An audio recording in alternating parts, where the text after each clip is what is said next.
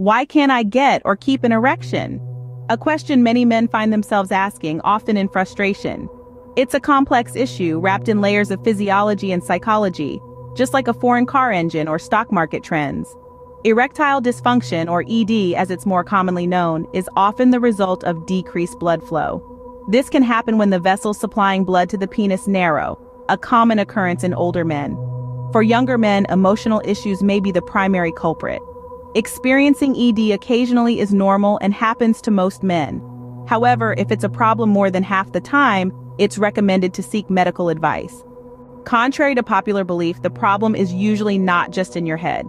Physical problems alone or combined with emotional ones cause most cases of ED. Medical conditions that affect your nerves or blood vessels, such as high blood pressure, heart disease, multiple sclerosis, kidney disease, and diabetes, can all lead to ED. Hormonal issues, such as low testosterone levels, can also contribute to ED, particularly in older men. Prostate cancer treatments, including surgery and radiation, may also be responsible. However, if you experience erections in the morning or while sleeping, the issue is likely not physical. Stress, anxiety, and depression can also cause ED. Medicines may also be to blame. Certain medications like blood pressure drugs and specific antidepressants can make it challenging to get an erection. If you suspect your medication might be the problem, consult your doctor. Your lifestyle can absolutely play a role.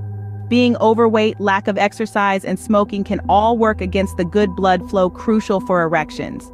Aging doesn't cause ED, but the problem is more common in older men. About 4% of men in their 50s, almost 17% in their 60s, and half of men older than 75 are affected. So what can you do? If you smoke, stop. Get your blood pressure, cholesterol, and blood sugar levels under control. Then talk to your doctor about your options. ED medications can often help, as can self-injections, vacuum devices, and squeeze pumps.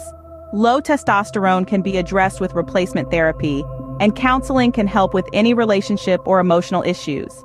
In conclusion, erectile dysfunction is a complex issue with a multitude of potential causes, both physical and emotional. It's crucial to maintain a healthy lifestyle, keep open communication with your doctor, and explore the variety of treatments available.